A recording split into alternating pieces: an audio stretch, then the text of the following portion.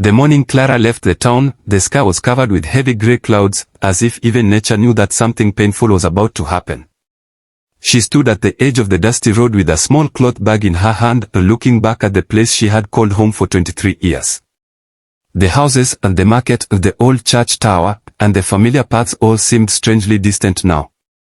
No one came to say goodbye. The people of the town watched from behind their windows and doors, whispering among themselves. Some looked away when Clara met their eyes. Others simply stood there with cold expressions, as if they were relieved to see her leave. Clara had spent her whole life trying to prove she was not the person they believed her to be. She had helped neighbors when they were sick, and cared for children when their parents were away, and worked harder than anyone expected. But kindness had never been enough to change the opinions of those who had already decided her fate. Maybe things will be better for everyone now, the town elder said as he handed her the reins of an old horse. His words were polite, but Clara could hear the meaning behind them. You don't belong here. She lowered her eyes and accepted the horse without arguing. She had learned long ago that defending herself only gave people more reasons to criticize her. Taking a deep breath, she climbed onto the saddle and began the long journey toward the mountains. The path grew narrower with every mile. The fields disappeared, replaced by tall trees and steep hills. The wind became colder, and the sound of the town faded completely behind her. Clara had heard many stories about the man who lived beyond the forest. They called him Elias, the mountain man. Some said he was dangerous. Others claimed he had no heart and avoided people because he disliked them. Children in town were warned never to go near his cabin. But Clara had nowhere else to go. As the sun began to disappear behind the mountains, she finally saw smoke rising from a chimney in the distance. The small wooden cabin stood alone among the trees, surrounded by snow-covered ground and tall pine forests. Her heart beat faster. She wondered if the rumors were true. Would he turn her away too? Would he look at her the same way the town had? Before she could knock, the door suddenly opened. A tall man stood there, his face serious and his eyes cautious. Elias looked older than she expected, with a thick beard and a quiet strength that came from years of living alone. What are you doing here? He asked. Clara held tightly onto her bag. The town sent me, she answered softly. Elias frowned. The town? She nodded. They said I should come here. For a moment, a silence filled the space between them. Elias looked past her toward the empty road, then back at her tired face. They sent you all the way up here alone? Clara didn't answer. She didn't need to. The truth was written in her expression. Elias had heard many things about the people in the valley. He knew they were quick to judge and even quicker to abandon those who were different. But he never expected them to send someone into the mountains without knowing whether she would survive. You should leave before night gets colder, he said. Clara lowered her head, trying not to show disappointment. I understand. She turned her horse around, but after only a few steps, Elias noticed something. The woman everyone had rejected wasn't carrying anger or bitterness. She was carrying only sadness and a quiet acceptance of a life that had been unfair to her. Then he saw the small bundle tied to her bag. A piece of cloth with an old symbol stitched onto it. A symbol Elias recognized. His expression changed. Wait, he called. Clara stopped and looked back. Elias stepped closer, his eyes fixed on the cloth. Where did you get that? Clara looked down at it. It belonged to my mother. For the first time in many years, Elias felt a memory he had buried deep inside begin to return. The woman standing before him was not just a stranger sent to his cabin.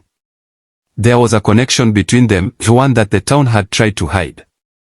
And suddenly, Elias knew that sending Clara away might have been the biggest mistake they had ever made. The next morning, Clara woke up expecting to find herself outside in the cold. She had spent the night near the cabin after Elias stopped her from leaving, but she still wasn't sure why he had changed his mind. She opened her eyes slowly and looked around the small room she had been given. The warmth of the fireplace, the simple wooden walls, and the quiet sound of the mountain wind felt unfamiliar yet peaceful. For the first time in a long while, she felt safe. When she stepped outside, she saw Elias splitting wood near the cabin. He glanced at her but said nothing at first. There was a strange seriousness in his expression, as if he was carrying questions he didn't know how to ask. You should eat before helping with anything, he finally said. Clara looked surprised. I can work. I don't want to be a burden. Elias stopped for a moment and looked at her. You think that's why you're here? She lowered her eyes. That's what everyone in town thought. Those words stayed in the air between them. Elias had lived alone for years, but even he understood the pain hidden behind her quiet voice. He knew what it felt like to be judged by people who never cared to learn the truth. Over the next few days, Clara slowly became part of the mountain home. She repaired old blankets, organized the small kitchen, and cleaned areas Elias had ignored for years.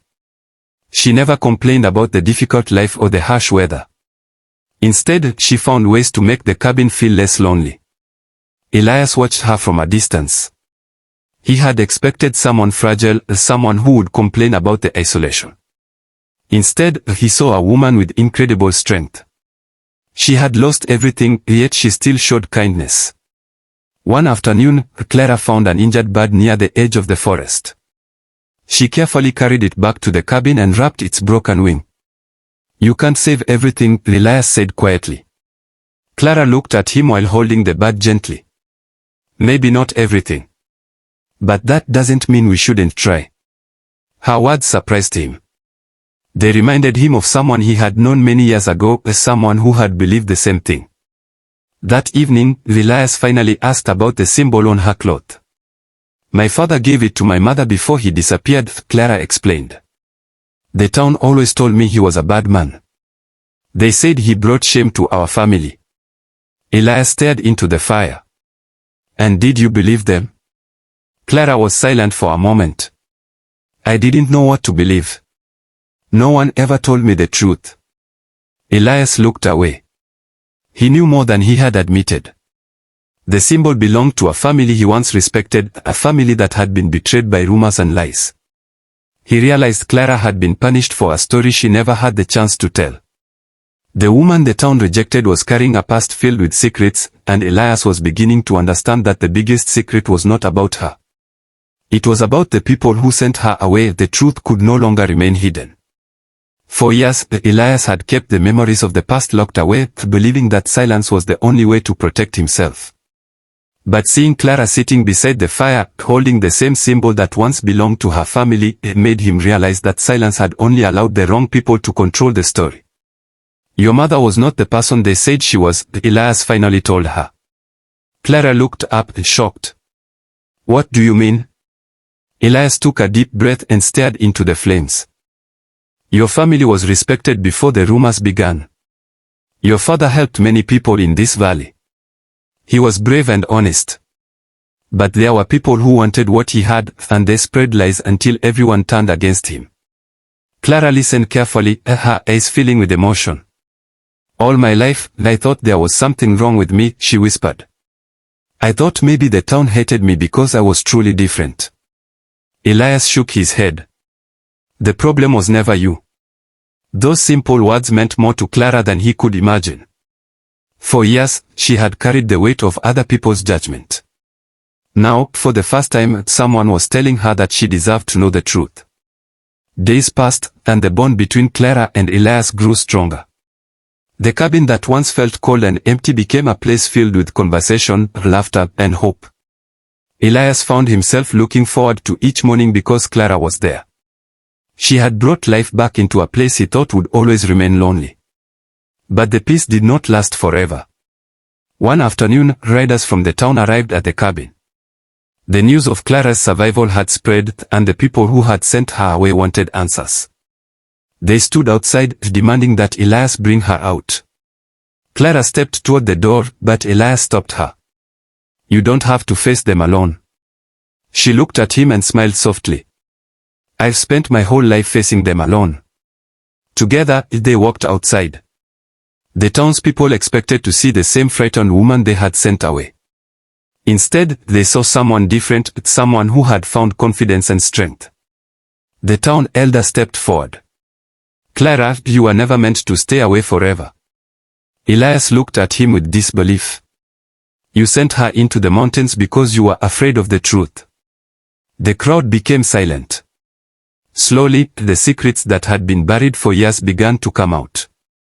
People realized they had judged Clara based on rumors and fear instead of facts. Clara looked around at the faces that had once rejected her. She could have chosen anger. She could have turned away and left them behind. Instead, she simply said, "I hope one day this town learns not to destroy people because they don't understand them." After that day, Clara never returned to being the unwanted maiden they once called her. She became the person who reminded everyone that kindness could survive even the harshest storms. And in the quiet mountains, Elias finally understood something he had forgotten long ago. Sometimes the person who arrives at your door needing shelter is the one who ends up bringing light into your life.